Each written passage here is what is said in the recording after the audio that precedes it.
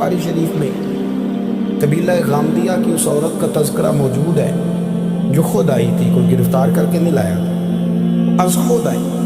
احساس پیدا ہو گیا نا گناہ کا۔ یہاں بہت ساری غلطیاں کر کے بھی لوگ جب اپنی بات کرتے ہیں تو کہتے ہیں کبھی یاد تو نہیں کسی کے ساتھ زیادتی کی ہو، یاد تو نہیں کبھی کسی کا، بھئی آپ نے اتنے بڑے ولی ہونے کا دعویٰ کر دیا۔ انسان تو انسان رہتا ہے۔ بڑے بڑے لوگ کہہ گئے کہ یا اللہ اگر انجانے میں بھی بھول گئے ہیں تو ہم سے درگزر فرما، لیکن جب ہم تیار ہی نہیں ماننے کو۔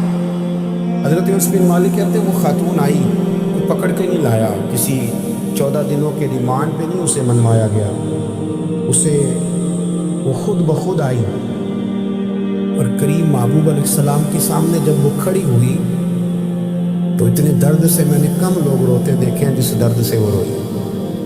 عرض کرنے لگی حضور میں غلطی کر بیٹھی، مجھ سے زنا ہو گیا، مجھے پاک کر دیں۔ تو محبوب کریم علیہ السلام نے فرمایا تو کیسے ثابت کرے گی تو نے گناہ کیا؟ یعنی مجرم کو ثابت کرنا پڑ رہا ہے کہ میں گناہ گار۔ یہ وہ کمال ہے کہ انسانوں کو احساس ہونے لگے کہ یہاں ہم غلط ہیں۔ جب اعتراف جرم ہوتا ہے، جب بیماری کی تشخیص ہوتی ہے تو پھر اس کا علاج بھی ہو جاتا ہے۔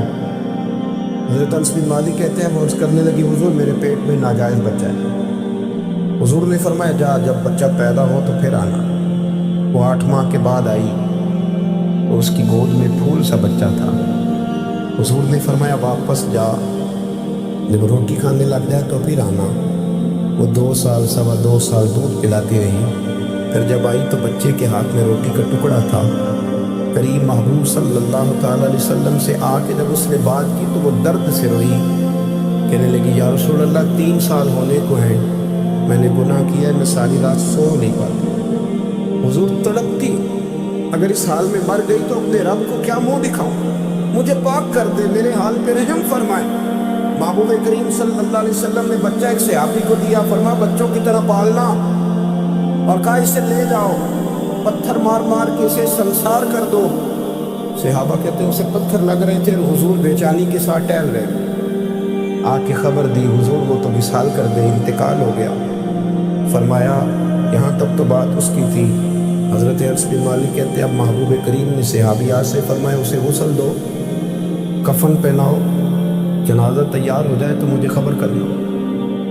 حضرت انس بن مالک کہتے ہیں غسل ہوا، کفن ہوا، جنازہ تیار ہوا تو حیران ہم تب ہوئے جب میرے محبوب نے فرمایا صفے بناؤ، میں خود جنازہ پڑھاؤں، میں خود جنازہ پڑھاؤں۔ اور سرکار نے جنازہ پڑھایا تو ایک شخص کی زبان سے نکلا حضور اس ملعون کا معاذ اللہ جنازہ جس نے ناجائز بچہ دینا، اس کے لیے آپ دعا کر رہے ہیں، جنازہ پڑھا۔ حضور فرمانے لگے خاموش ہو جاؤ، تم نے گناہ دیکھا ہے، اس کا احساس نہیں دیکھا، تم نے غلطی دیکھی ہے لیکن اس کی توبہ کا انداز نہیں دیکھا۔ اور صاحب کنز العمال نے یہ لفظ نقل کیے ہیں کہ کریم محبوب فرمانے لگے اس نے تو ایسی شاندار توبہ کی ہے کہ اگر میں اپنی ساری امت میں بانٹ دوں تو اللہ سب کی مغفرت فرما دے گا۔ احساس جب پیدا ہو جاتا ہے نا اپنے دل کے اندر کہ یہاں میں غلط، ان العبد اذا اعترف ثم تاب تاب اللہ علیہ، او کما قال نبی صلی اللہ علیہ وسلم، رواہ مشکات۔ حضور نے فرمایا جب کوئی بندہ کہتا ہے نا اللہ میں بھول گیا تھا اور پھر وہ توبہ کرتا ہے تو رب اس کی توبہ کو فوراً ہی قبول فرما لیتا ہے۔ حضرت عبداللہ بن حذافہ جہاد کر رہے تھے، روم کے عیسائیوں نے گرفتار کر لیا، 1000 آدمی نے مل کے پکڑا، گرفتار نہیں ہوتے تھے سیاسی، 1000 آدمی نے گھیرا ڈالا، گرفتار کر کے لے گئے۔ اور جب بادشاہ کے سامنے گئے تو وزیر کہنے لگا بادشاہ بندہ بڑے کام کا ہے، اگر ہمارے قابو آ گیا تو فائدہ دے گا، سیاسی ہے حضرت عبداللہ بن حذافہ، حضرت فاروق اعظم کا زمانہ ہے، اگر قابو آ گیا تو فائدہ دے گا۔ بادشاہ کہنے لگا کیوں، کیا خوبی ہے؟ کہنے لگے ہم 1000 آدمی تھے، یہ اکیلا قابو نہیں آ رہا تھا، 1000 آدمی تھے، اگر ہماری فوج میں شامل ہو گیا تو بہت بڑا جرنیل ملے گا۔ بادشاہ کہنے لگا کوئی مسئلہ نہیں، 2-3 چیزیں ہوتی ہیں بندے کو خریدنے کے لیے، خرید لیتے ہیں۔ بادشاہ کہنے لگا عبداللہ جتنی دولت تجھے چاہیے میں تجھے دے دیتا ہوں، میرے لشکر میں آ جا، معاذ اللہ اسلام چھوڑ دے۔ حضرت عبداللہ بن حذافہ کیا فرماتے ہیں؟ فرماتے ہیں بڑا تو بیوقوف ہے، میں نے دولت کمانی ہوتی تو مدینے میں بیٹھ کے تجارت کرتا، میں دولت کمانے نہیں نکلا، میں تو رسول اللہ کی رضا کمانے کے لیے نکلا ہوا ہوں۔ दौलत कमानी होती तो किसी मार्केट में होता, मैदान में आना तो शहादत है मतलूब मकसूद मोमिन, न माले में नीमत न किश्वर कुशाई। ये दौलत तो लौटी है रसूलुल्लाह के दरवाजे, ये तो पीछे पीछे फिरती है नबी पाक के गुलामों। ये कमानी होती तो मैं किसी मार्केट में होता, मैदान में थोड़ा होता। अब्दुल्ला बिन हुज़ाफा से दूसरी चाल चली। कहने लगे मियाँ ओदा जो तुझे चाहिए, मैं बादशाह हूँ, मेरे नीचे जो ओदा तू कहेगा वो तुझे मिल जाएगा। हज़रत अब्दुल्ला बिन हुज़ाफा कहने लगे शायद तुझे पता नहीं मेरी तारीफ क्या है, शायद तू जानता नहीं मेरी तारीफ क्या है। कहा साहब की क्या तारीफ है? कहने लगे मैं रसूलुल्लाह का सहाबी हूँ और कायनात में सबसे बड़ा ओहदा मुस्तफ़ा के सहाबी होने का ओहदा है। सहाबा वो सहाबा थे जिनकी हर सुबह सुबह ईद होती थी, खुदा का कुर्ब हासिल था, नबी की दीद होती थी। फरमाया मैंने हुजूर के जलवे देखे हुए हैं, मुझे ओहदे की ज़रूरत ही नहीं, और मैंने ओहदा लेना होता तो मैं सियासत करता, मैं तो शहादत लेने निकला हूँ मैदान में, ओहदे का मैंने क्या करना है। अब बादशाह कहने लगा इसे कत्ल कर दो। वजीर कहने लगा नहीं, एक बात और है, मुझे एक चाल और चलने दो। कहा वो क्या? कहने लगे मेरी बेटी बड़ी खूबसूरत है, मुझे मौका दो अपनी बेटी को सजा बना के। वो जवान जिसकी जवानी इतनी बड़ी है कि 1000 आदमी मुकाबले में खड़ा नहीं होता, उस जवान के कमरे में रात की तन्हाई में बना सवार के बीबी को भेजा। वो बीबी कहती है मैं सारी रात बन सवर के इस सहाबी के कमरे में बैठी रही, लेकिन ये क्या शख्स था, सारी रात ही मुसल्ले पे बैठा रहा, सारी रात ही। कुछ देर थक जाता तो ये करीम रसूल पे दरूद पढ़ना शुरू कर देता। बीबी कहती है सहरी हो गई तो मैंने छू के देखा कि इंसान है कि जिन्न है, ये बंदा है कि फरिश्ता है, छू के देखा। कहने लगे पीछे हट जा। मैंने कहा मैंने तो सुना था तू 1000 के मुकाबले में है और तू इतना बेहिस्सा है कि बनी सबरी दुल्हन बैठी है, तूने नजर नहीं की। अब्दुल्ला बिन हुज़ाफा, बीबी कहती है नजर फिर नहीं उठाई, नजर फिर झुकी हुई है। कहने लगे बीबी मैं मजबूर हूँ, अब मेरे ऊपर कोई हुस्न नहीं चलता, मैंने जलवाए बद्दुहा का दीदार किया हुआ है, अब मेरी निगाहों में जचता नहीं कोई, इसलिए कि जैसे मेरे सरकार है ऐसा नहीं कोई। कभी भी अब नहीं किसी का मेरे ऊपर जादू चलता, मैंने मुस्तफ़ा को और कदर पीछे हट के बैठ, मुझे मेरे रसूल ने गैर महरम से बचने का हुक्म दिया है, जरा पीछे हट के बैठ। सहरी का वक्त था तो बीबी कहती है उस नौजवान के जुमले मेरा सीना चीर गए, कलेजा फट गया, चीख निकली, मैं कुफर के आलम में रोई। मैंने कहा मुझे बता तो सही, आखिर ये जज्बा कहाँ से मिलता है, आखिर ये रोशनी तो मैंने देखी नहीं, कहाँ से आती है। एक मेरा बाप है जो पनाह सवर के मुझे तेरे कमरे में छोड़ गया, बतला ये कहाँ से कैफ आते हैं। अब्दुल्ला बिन हुज़ाफा कहने लगे अगर कैब लेना है तो तू भी मेरे मुस्तफ़ा का कलमा पढ़ जा, आजा दरवाजे रसूल पे झुक जा, मिल जाएगा। सवेरे दरवाजे पे बाप आया बेटी से रिजल्ट लेने, दरवाजा खोला तो बेटी नकाब पहने बाहर आई। बाप कहने लगा क्या बोला? कहने लगी पीछे हट जा, तू गैर महरम है, काफिर है, मैं मुसलमान हूँ। उसने कहा क्या हुआ? कहने लगी तेरे जैसे को बाप को, तेरे जैसे को जो मुझे इस्तेमाल कर रहा था, मैं तुझे बाप नहीं मानती, मैं अब रसूल वाली हो गई, मैं हजरत फातिमा की कनीज़ा हो गई, मैं अब नबी करीम की खादिमा हूँ, खबरदार मेरे करीब ना आना। ये दाव भी नाकाम हुआ। अब हजरत अब्दुल्ला बिन हुज़ाफा के सामने मौत खड़ी की, एक कड़ा में तेल गर्म किया, कहने लगे तुझे इसमें जलाया जाएगा। हजरत अब्दुल्ला बिन हुज़ाफा रज़ी अल्लाह ताला अन्हु जब जलने के करीब हुए तो रोने लगे। रूम का बादशाह कहने लगा शायद डर गया है, कहने लगे अब समझ आई है, अब तुझे पता चला है, चला जा। हजरत अब्दुल्ला बिन हुज़ाफा कहने लगे तू काफिर है, तेरी काफिरों वाली सोच है, इसलिए नहीं रोया कि मौत से डर गया हूँ, मैं तो इसलिए रोया हूँ कि एक जान है वो नबी पाक पे कुर्बान हो रही है, काश रब मुझे 1000 जान देता, मैं सारी मुस्तफ़ा पे कुर्बान कर देता। एक सुनार ने गली में यतीम छोटे से बच्चे को घूमते देखा तो सुनार बे औलाद था, बच्चे को उठा के घर ले आया। 18 साल उस बच्चे की परवरिश की, उसको पाला पोसा जवान किया। सुनार के पास वो दुकान पे चला जाता, वो कई दफ़ा दुकान पे रहता, कई दफ़ा घर में रहता। एक दफ़ा वो दुकान पे था, बच्चा घर था, 18 साल का जवान, उसकी बीवी अकेली थी। وہ جس نے ماں بن کے پالا تھا اس نے اسی پہ حملہ کر دیا، اس کا بازو بری نیت سے تھاما۔ بیوی چیخی، تھوڑی دیر گزری تو وہ نوجوان پیروں میں بیٹھ گیا، کہنے لگا اماں پتہ نہیں مجھے کیا ہوا۔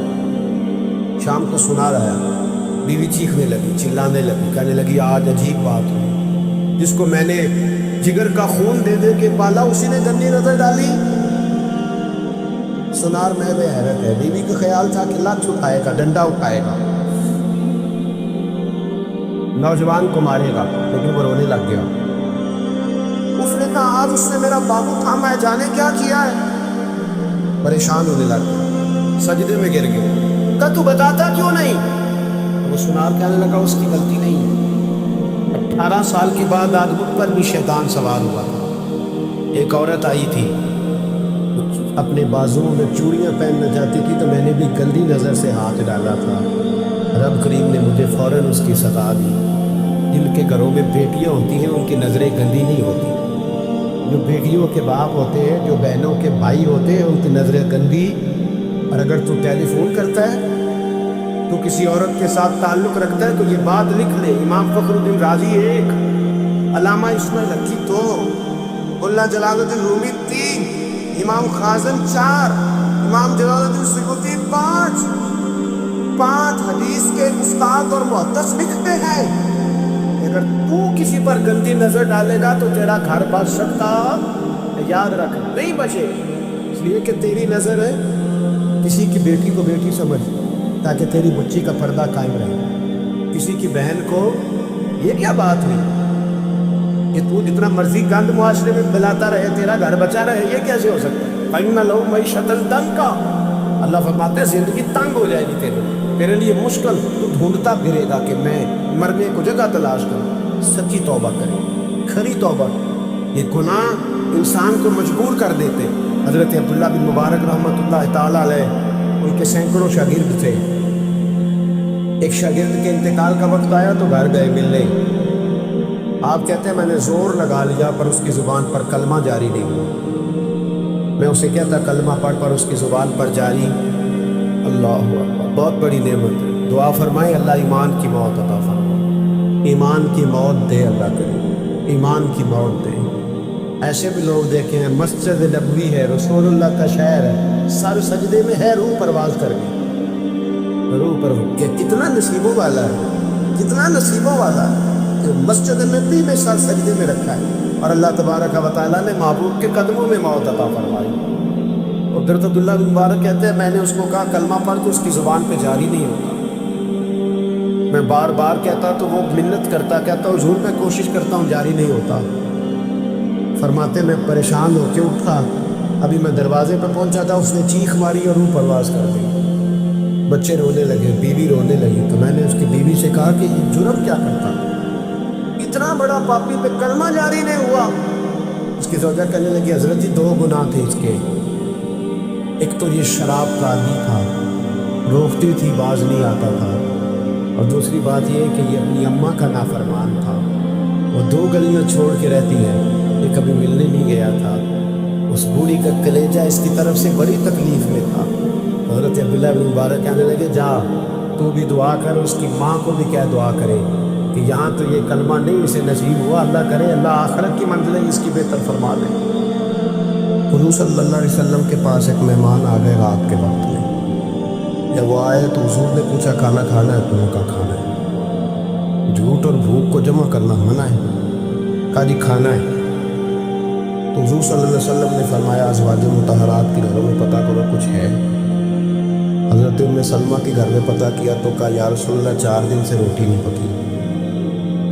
حضرت زینب سے پوچھا تو کہا حضور کئی دن سے چولہا ہی نہیں جلایا۔ حضرت عائشہ صدیقہ، حضرت میمونہ، حضرت سودا، تمام گھروں سے بظاہر یہ 2 جہاں کے شاہ ہیں پر پاس کچھ رکھتے نہیں، 2 جہاں کی نعمتیں ہیں ان کے خالی ہاتھ میں، ہر چیز ہے پر فقر اختیاری ہے، کوئی شے نہ ملی۔ نبی پاک صلی اللہ علیہ وسلم نے مسجد میں اعلان کیا، فرمایا کون ہے جو میرے مہمان کو روٹی کھلائے؟ ان لفظوں کا حسن کوئی حسن والا ہی سمجھ سکتا ہے، فرمایا کون ہے جو میرے مہمان کو کھانا کھلائے؟ تو ایک صحابی لے گئے اور اٹھے، وہ صحابی جو صحابہ میں غریب تھے، ایک انصاری جو غریب آدمی تھے،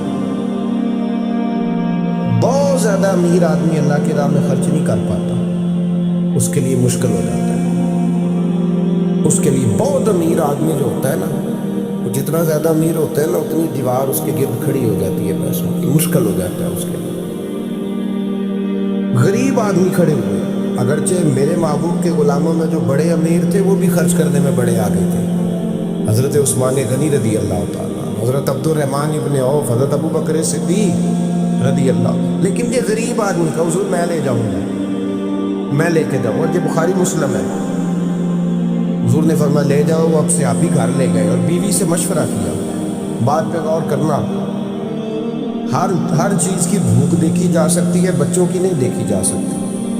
وہ انصاری حضور کے مہمان کو گھر لے گئے، جا کے بیوی سے مشورہ کیا، کہا بھلی مانس گھر میں کچھ ہے؟ تو اس نے کہا تھوڑا سا بچوں کے لیے کھانا رکھا ہے، بچوں کے لیے۔ بچے تو بزدل کر دیتے ہیں، بچے تو آدمی کو بزدل کر دیتے ہیں، بچے تو مار دیتے ہیں، کلیجہ پھٹ جاتا ہے بچہ بھوکا ہو، نیند نہیں آتی۔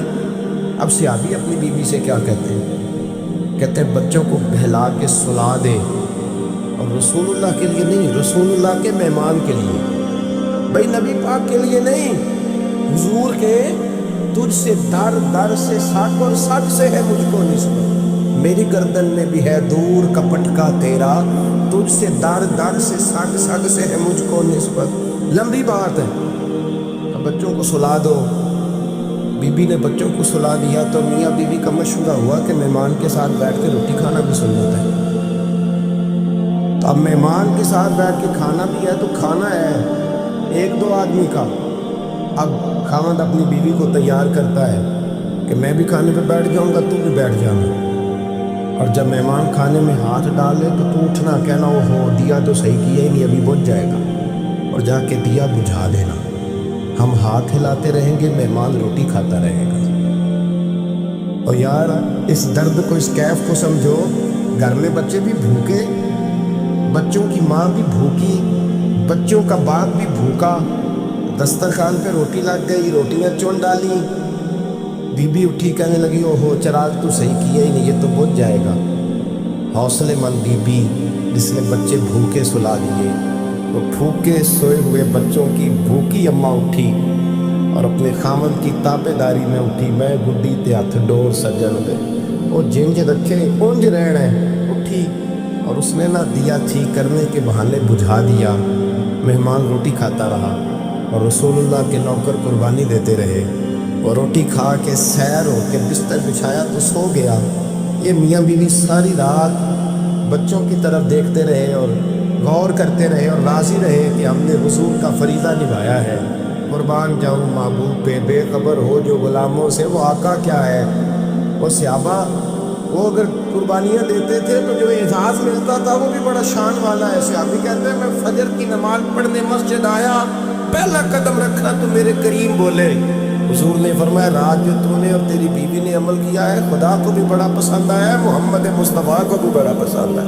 اور پھر ایک لفظ اور ہے حدیث میں، ایک روایت میں کچھ جملے اور بھی ہیں۔ حضور نے فرمایا جب تو اور تیری بیوی رات مہمان کے ساتھ احسان کر رہے تھے نا، تو عرش کا مالک تمہیں مسکرا مسکرا کے دیکھ رہا تھا، رب تمہیں دیکھ کے مسکرا رہا تھا، رب تمہیں دیکھ کے مسکرا، تر دامنی پہ شیخ ہماری نہ جائیے، ہم دامن نچوڑ دیں تو فرشتے وضو کریں۔ فرمایا وہ مسکرا رہا تھا کہ میرے بندے میرے رسول کی رضا کے لیے کیا کر رہے ہیں۔ اور صاحب دیکھو، نبی پاک کے لیے نہیں، خاندان کے لیے نہیں، خاندان نبوت کے لیے نہیں، حضور کے سمجھے یار، اس پہلو کو سمجھے۔ نبی پاک کے بریلی کے امام بول پڑے، فرمانے لگے تجھ سے در در سے سگ سگ سے ہے مجھ کو نسبت، تجھ سے در در سے سگ کتے کو کہتے ہیں فارسی میں۔ فرماتے محبوب تیرا دروازہ اور دروازے پہ کتا، اور کتے کے پاس میں بیٹھا ہوں، چلو کتے کے پاس تو بیٹھا ہوں نا، میری گردن میں بھی کوئی تو پٹکا آیا ہی ہے نا، تجھ سے در در سے سگ اور سگ سے ہے مجھ کو نسبت، چلو میری گردن میں بھی ہے دور کا پٹکا تیرا۔ قرآن مجید بول اٹھا، رب کریم نے فرمایا حبیب یہ تیرے غلام وہ ہیں کہ وَيُبْصِرُونَ عَلَىٰ أَنفُسِهِمْ وَلَوْ كَانَ بِهِمْ خَصَاصَةٌ، فرمایا ان کا حال یہ ہے کہ جس چیز کی شدید حاجت ہوتی ہے وہ بھی اپنے بھائیوں پہ قربان کر دیتے ہیں، وہ دے دیتے ہیں تیرے نام پہ، جب مکے والے مدینے آئے انصار مدینہ تو میرے مصطفیٰ کریم نے فرمایا نہ تمہاری نسلیں ایک ہیں نہ قبیلے ایک ہیں، لیکن تمہارا نبی ایک ہے، تمہارا رسول ایک، خدا ایک، کتاب ایک، تمہارا میری وجہ سے رشتہ ہے۔ چلو اپنے بھائیوں کے ساتھ احسار کرو، چلو احسار کرو۔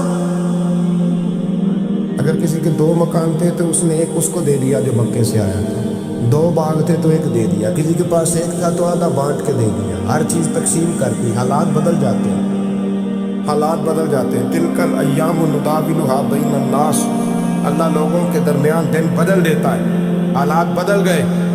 بڑا مال غنیمت آیا، بنو نذیر کا علاقہ فتح ہوا تو میرے رسول پاک صلی اللہ تعالیٰ علیہ وسلم نے انصار مدینہ کو اکٹھا کیا، فرمایا بھئی مال اب بڑا آ گیا ہے، 2 باتیں ہیں، یا تو اس طرح کرتے ہیں کہ میں ان کو کہتا ہوں جو مکے سے آئے تھے کہ جتنی تمہاری جائیدادیں باغ انہوں نے لیے ہیں واپس کر دیتے ہیں، اور جو مال آیا ہے وہ بھی تم میں سے آدھا آدھا دونوں کے درمیان بانٹ دیتے ہیں، یا جیسے تمہارا دل چاہے، تمہارے مال بھی واپس کرتے ہیں اور جو وہاں سے مال آیا وہ تمہارے بیچ بانٹ دیتے ہیں، یا اگر تم کہو تو یہ مال ان کو دے دیتے ہیں مہاجرین کو، تمہیں تمہارے مال واپس مل جاتے ہیں۔ حضور نے پوچھا انصار مدینہ سے، حضرت سعد بن معاذ، سعد بن عبادہ تڑپ کے کھڑے ہوئے، عرض کی محبوبہ میں تو ابو بکر کو جانتا ہی نہیں تھا، حضور مجھے کیا پتا عمر کون ہے، میں کیا جانوں عثمان غنی مولا علی کی عظمتوں کو، محبوبہ میں نے تو تجھے ان کی طرف مسکرا کے دیکھتے ہوئے دیکھا ہے، تیرا جلوہ دیکھا ہے، تجھ سے در در سے سگ سگ سے ہے مجھ کو نسبت،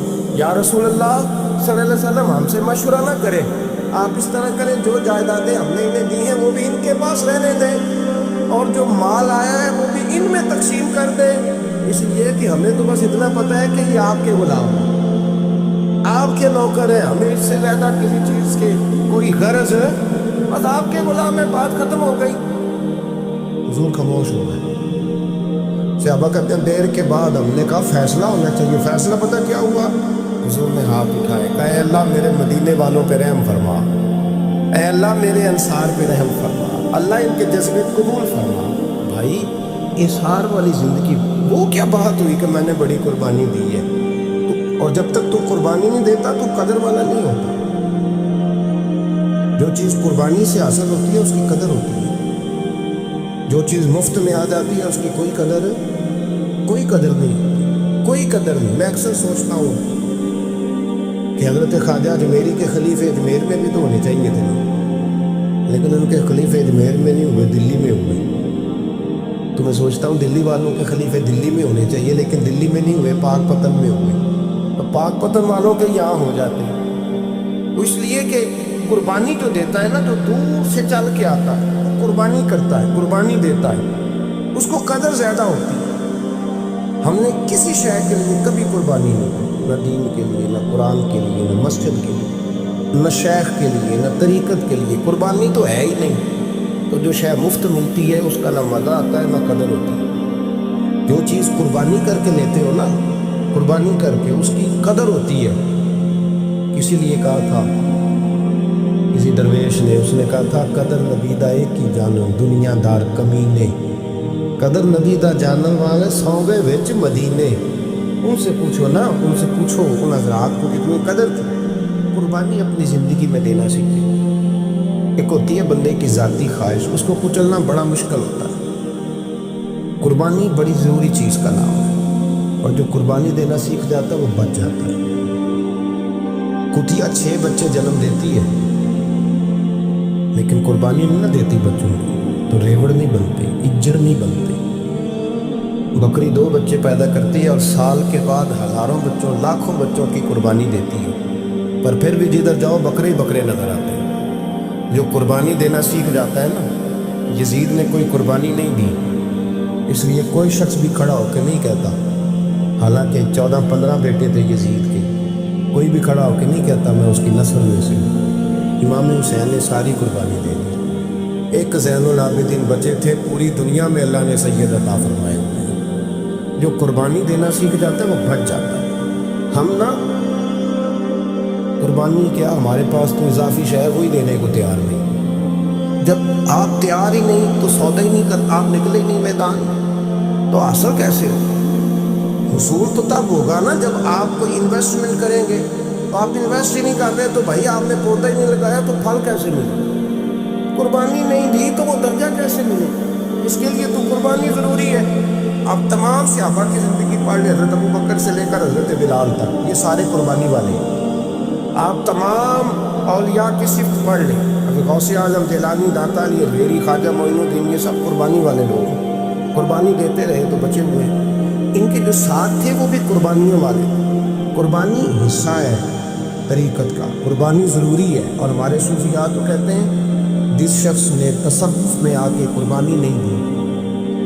بزرگوں کے پاس ایک شخص آیا، غالباً خواجہ نظام الدین محبوب الہی کی بات ہے، میرے ذہن میں نام پورا نہیں سما رہا. تو ایک مرید نے آ کے کہا حضور زکوٰۃ کتنی دینی ہے؟ فرمایا 2.5%. تھوڑی دیر کے بعد حضرت نصیر الدین چراغ دہلوی آ گئے، کہا حضور اللہ کے راستے میں کتنے دینے ہیں؟ فرمایا 50%. ایک ساتھی قریب بیٹھا تھا، اس نے کہا پہلے کے لیے 2.5% کا فتویٰ تھا، اس کو کہہ دیا آدھے دے دے. چند منٹ گزرے تو حضرت امیر خسرو بھی آ گئے.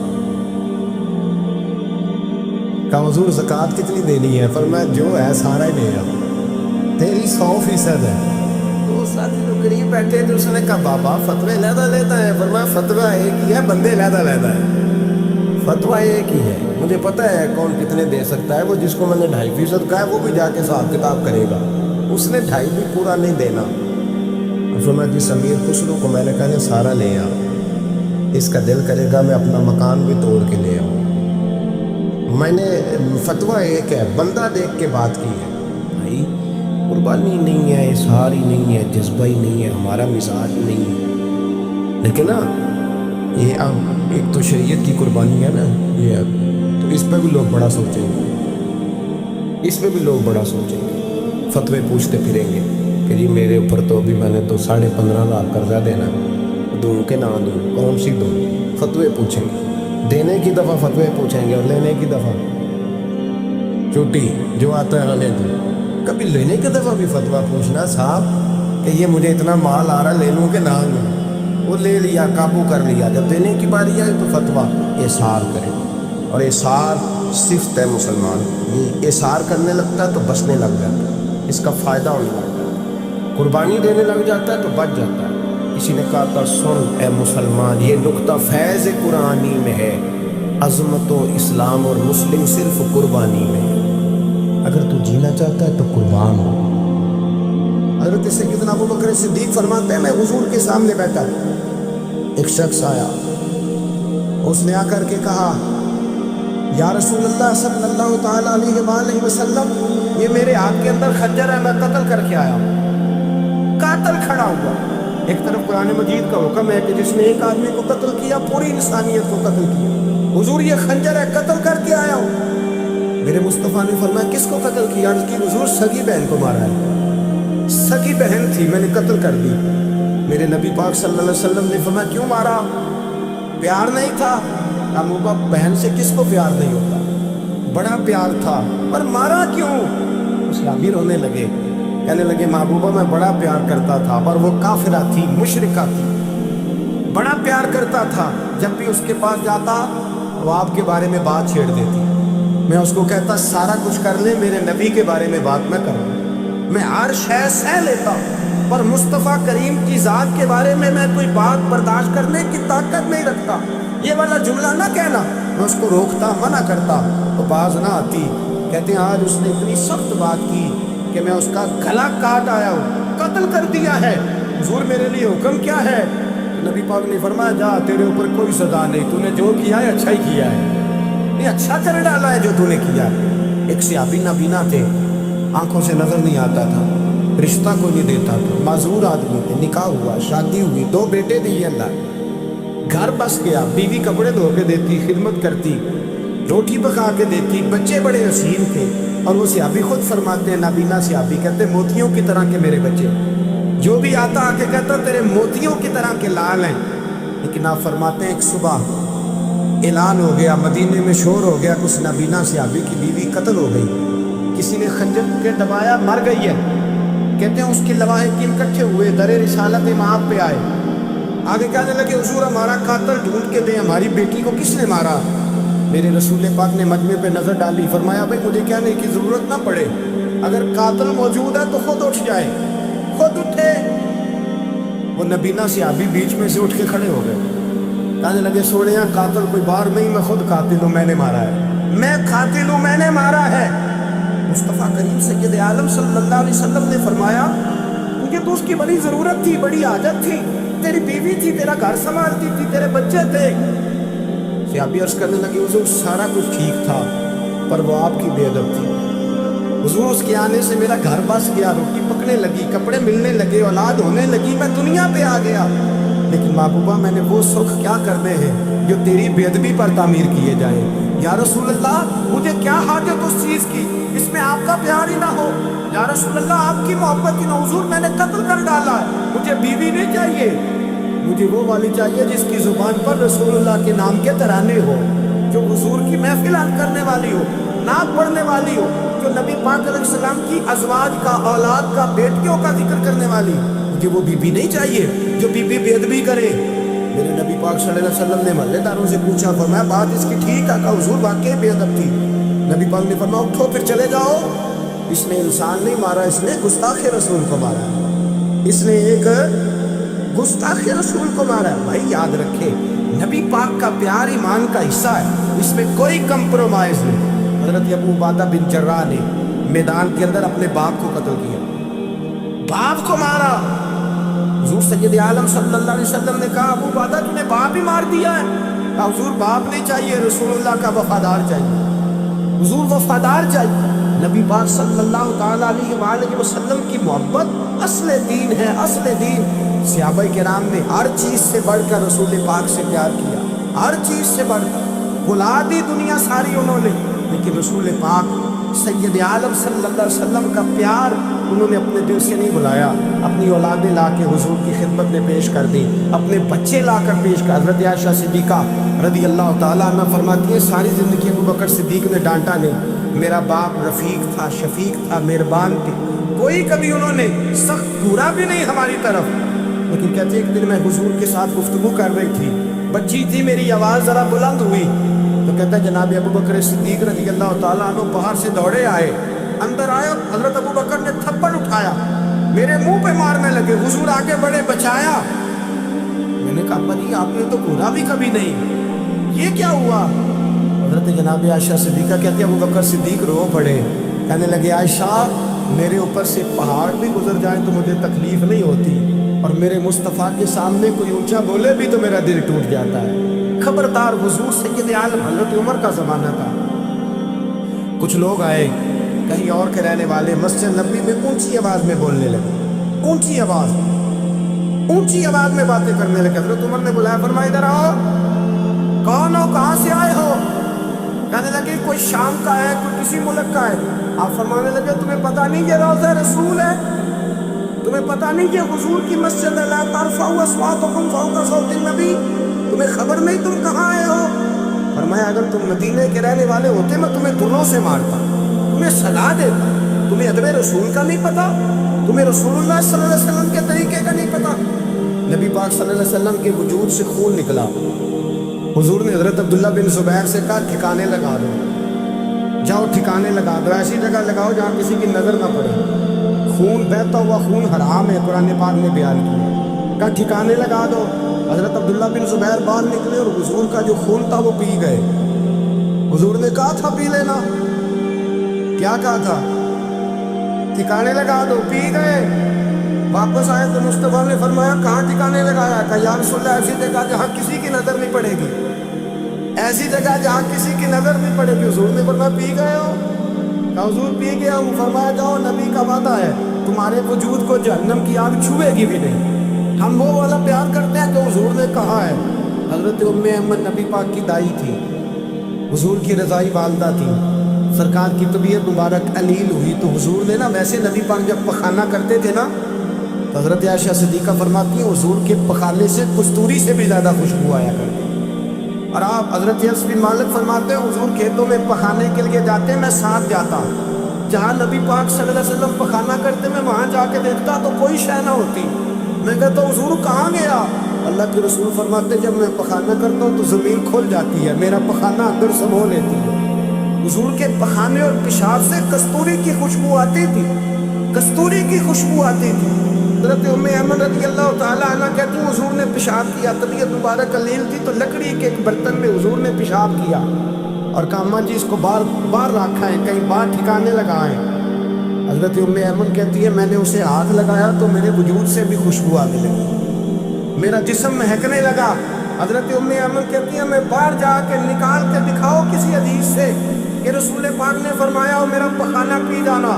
حضرت ام ایمن باہر گئیں، نبی پاک کا پیشاب مبارک پی گئی، واپس آئی تو حضور نے فرمایا اماں کہاں رکھا ہے؟ کہنے لگی محبوبہ وہاں رکھا ہے، کسی کی نظر نہیں پڑے گی۔ حضور نے فرمایا پی گئی ہو؟ کہا حضور پی گئی ہوں۔ فرمایا جاؤ میرا وعدہ ہے قیامت تک تمہیں پیٹ کی بیماری کوئی نہیں لگے گی، جب تک زندہ رہو گی پیٹ کی بیماری۔ حضور نے کہا تھا کہ پی جاؤ نا۔ بھائی یاد رکھیں رسول اللہ صلی اللہ علیہ وسلم کے صحابہ جو حضور کی تعظیم کرتے ہیں تو اس کا حکم نہیں دیا نبی پاک، لیکن وہ جانتے جب تعظیم کی باری آئے تو جو بھی کام تعظیم کا ہوگا، جو کام بھی عزت کا ہوگا وہ عزت دی جائے گی۔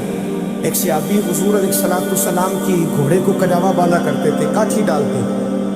حضور نے کہیں نہیں کہا کہ وضو کر کے ڈالنا، غسل کر کے ڈالنا، کہیں نہیں کہا۔ رسول پاک صلی اللہ علیہ وسلم رات کو کہہ دیتے کہ صبح جانا ہے تو گھوڑا تیار کر دینا، اونٹ تیار کر دینا۔ ایک دن اللہ کے محبوب سویرے اٹھے، گھوڑا تیار تھا، حضور بیٹھے تشریف لے گئے۔ جب تشریف لے گئے نبی پاک صلی اللہ علیہ وسلم تو حضور واپس آئے تو بلایا، ان صحابی کا نام تھا حضرت اسلم بن شریح، ان کو بلا کے حضور نے فرمایا یار آج کجاوا تو نے نہیں باندھا۔ وہ رونے لگے، کہنے لگے محبوبہ اس کا مطلب ہے میرا باندھنا آپ کو پسند آتا ہے، اس کا مطلب ہے میری خدمت قبول ہے۔ فرمایا تو نے نہیں باندھا؟ یا رسول اللہ نہیں۔ فرمایا کیوں نہیں باندھا؟ کیا جواب ہے، کیا حسن ہے۔ کہنے لگے یا رسول اللہ میں صبح اٹھا تو میرے اوپر غسل فرض تھا، اگر میں بغیر غسل کے ہاتھ لگاتا حضور کو نہیں نبی پاک کے گھوڑے کے کجاوے کو، کہا حضور گھوڑے کے کجاوے کو بغیر غسل کے ہاتھ لگاتا تو بے ادبی تھی، اور اگر غسل کرتا تو حکم ماننے میں دیر ہوتی تھی، یہ بھی بے ادبی تھی، لہذا کسی اور کی ڈیوٹی لگائی۔ صحابہ نے حضور کی وہ تعظیم کی جس کا حضور نے حکم نہیں دیا تھا نبی پاک نے کہ یہ والی تعظیم کرو۔ ایک دن حضرت عمر فاروق جناب ابو بکر صدیق سے ملنے آئے، کہنے لگے ابو بکر ایک کام سے آیا ہوں۔ ابو عمر کہو، امیر المومنین کے پاس آئے جناب عمر ایک کام سے آیا ہوں، کہیے۔ کہنے لگے ایک شے کی ضرورت ہے، مانگوں گا تو آپ دے دیں گے؟ جناب عمر فاروق رضی اللہ تعالیٰ عنہ کہنے لگے میرے بس میں ہوئی تو ضرور دے دوں گا، تو میرا بھائی یہ بات تو کر۔ تو حضرت عمر نے پتا کیا مانگا؟ کہنے لگے ابو بکر وہ جو غار ثور میں تم 3 دن حضور کے ساتھ رہے ہو نا، میں 3 راتیں نہیں مانگتا، ان میں سے مجھے 1 رات دے دو۔ اور کیا لفظ ہے، کیا حسن ہے۔ کہنے لگے عمر کی زندگی کی ساری نیکیاں لے لو، 3 راتوں میں سے 1 رات مجھے دے دو، 1 رات مجھے دے دو۔ حضرت ابو بکر صدیق رضی اللہ تعالیٰ عنہ رو پڑے، کہنے لگے میں نے کہا تھا جو بس میں ہوگا دوں گا، یہ تو میرے مصطفیٰ کی محبت ہے، یہ کسی کو دینا میرے بس کی بات ہے، یہ حضور کا پیار ہے جو میں نے سنبھال کے رکھا ہوا ہے، سنبھال کے پھر کے گلی گلی تباہ تو کرے سب کی کھائے کیوں، دل کو جو عقل دے خدا تو تیری گلی سے جائے کیوں، جان ہے عشق مصطفیٰ روز وضو کرے خدا، ارے جس کو ہو درد کا مزہ وہ ناز دوا اٹھائے کیوں، اب تو نہ روک ہے گنی عادت سگ بگڑ گئی، پہلے ہی دن میرے کریم لقمہ تر کھلائے کیوں۔ حضرت بلال کہتے ہیں میں اذان پڑھ رہا تھا، ابو بکر سن رہے تھے، انہوں نے چوم کی آنکھوں سے لگایا، بعد میں کہ گلہ علی کاری نے لکھا ہے، بعد میں کسی صحابی نے کہا محبوبہ ابو بکر نے انگوٹھے چوم کی آنکھوں سے لگائے ہیں، اور انہوں نے چوم کے کہا قرۃ عینی بھی کہا یا رسول اللہ، حضور آپ میری آنکھوں کی ٹھنڈک ہے۔ میرے مصطفیٰ نے فرمایا جو میرے ابو بکر کی طرح کرے گا اس کی آنکھوں میں کبھی تکلیف نہیں ہوگی، اس کی آنکھوں میں کبھی تکلیف۔ حضور آپ نے تو حکم ہی نہیں دیا، آپ نے تو کہا ہی نہیں یہ کام کرنے کا، آپ نے تو کہا ہی نہیں یہ ذکر کرنے کا۔ میرے رسول کریم سید عالم صلی اللہ تعالیٰ علیہ وسلم کا پیار ایمان کی جان ہے۔